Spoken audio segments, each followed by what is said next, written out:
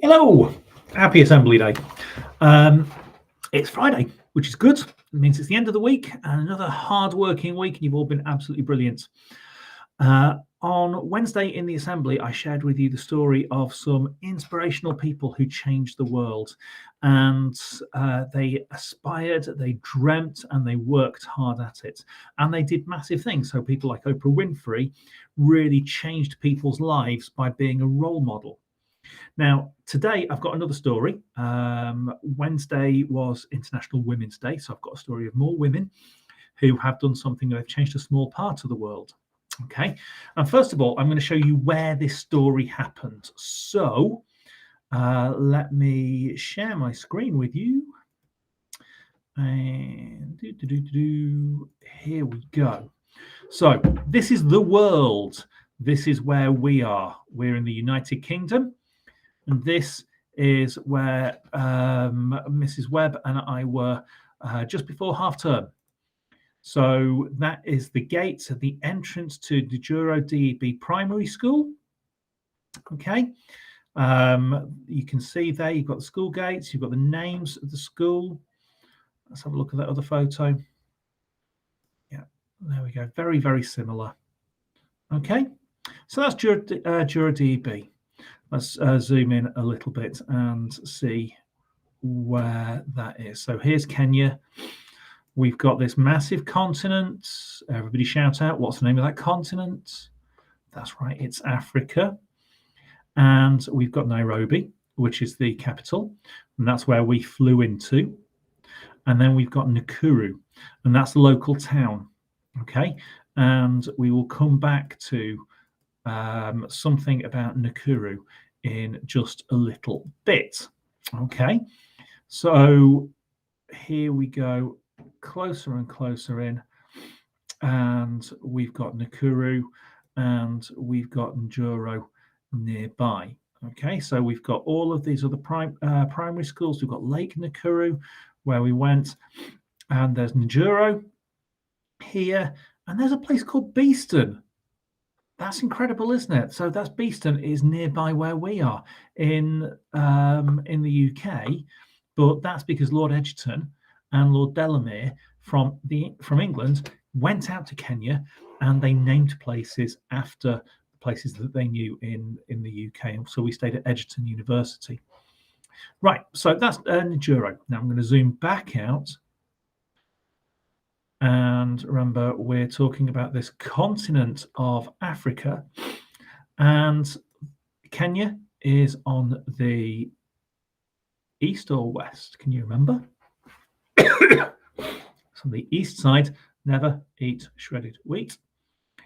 And here we've got a very small place called the Gambia, and it's on the west coast of Africa, and that's what we're going to be thinking about in our story today. So this story is called One Plastic Bag. It's to Cisse and the Recycling Women of the Gambia. Now, I got this bag. Stop sharing that one for now.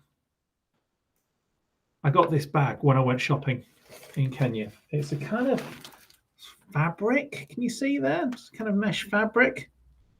And that's what's being used. So this is compostable. I could put this in the compost bin and it would rot.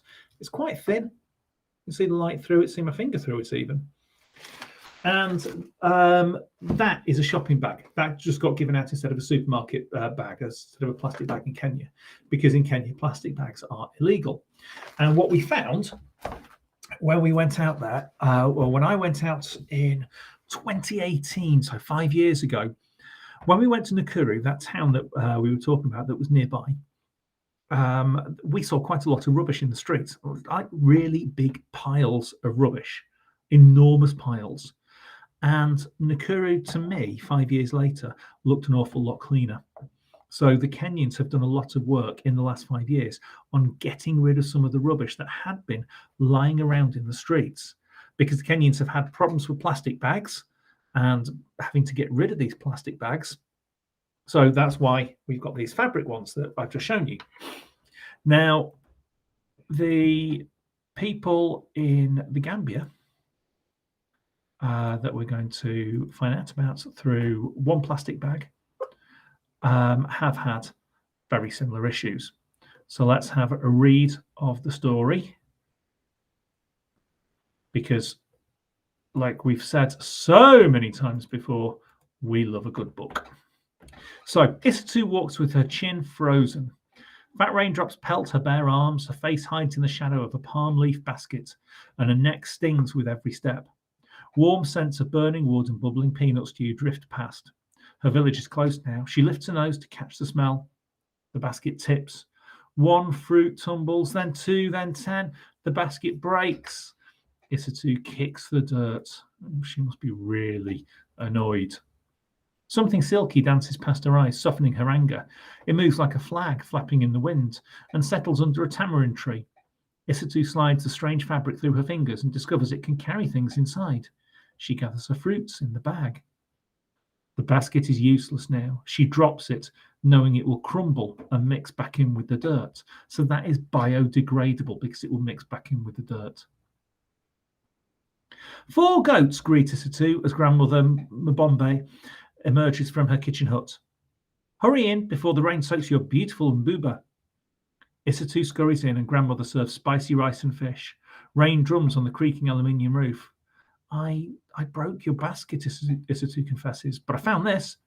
Plastic, grandmother frowns. There's more in the city. Day after day, Isitu watches neighbours tote their things in bright blue or black plastic bags. Children slurp water and wanjo from tiny holes poked in clear bags.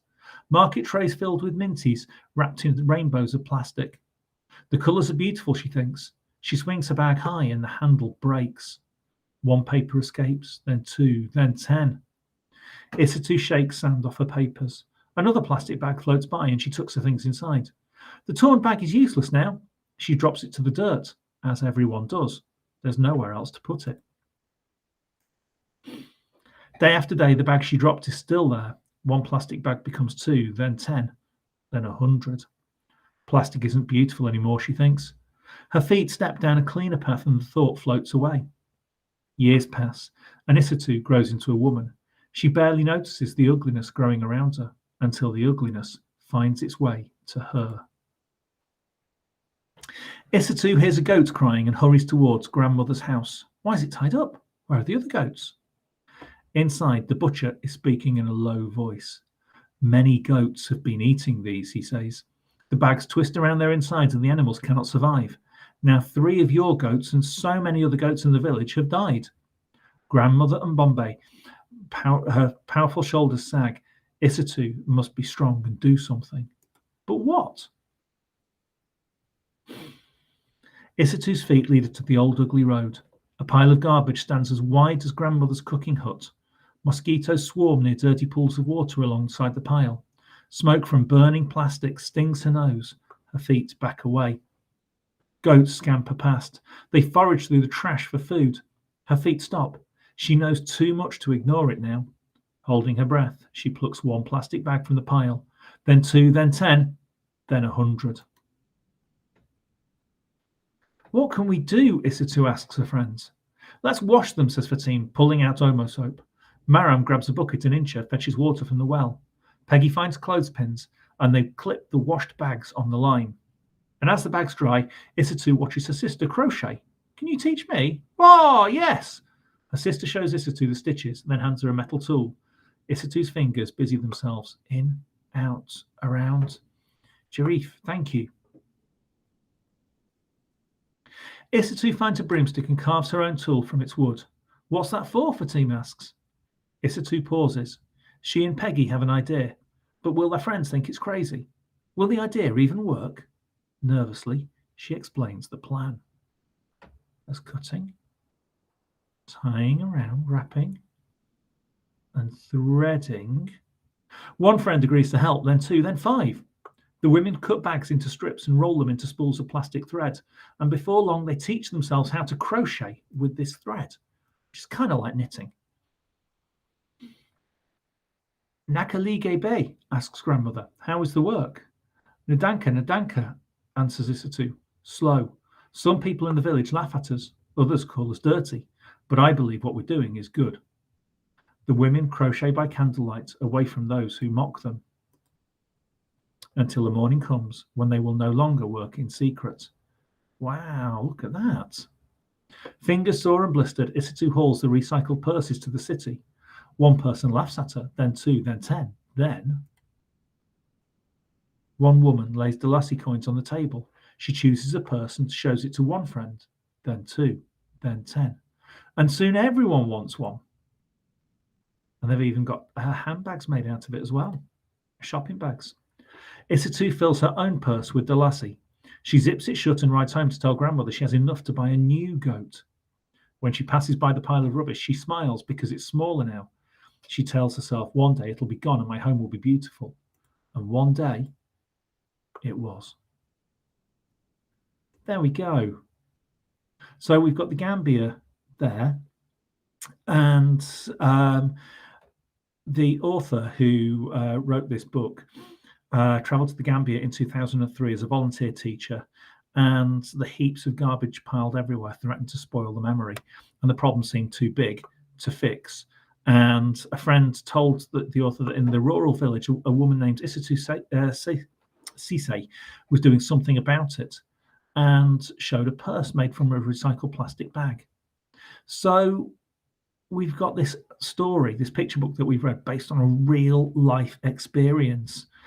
And in 2007, they met, they shared stories about dead livestock, malaria outbreaks, and now we've got healthier families, better income, and people are more independent and more confident.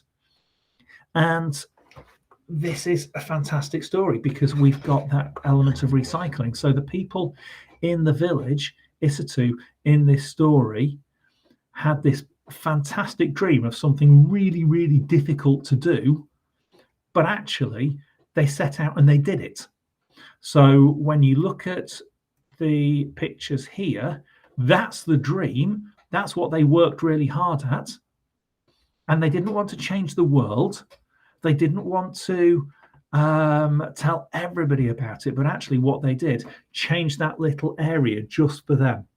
And that's massive because they can now say, we made the world a better place. We did something that was amazing and we made the world better. So my challenge to you is, how are you going to make the world better today? What are you going to do? Is it going to be by making sure that you have recycled bags?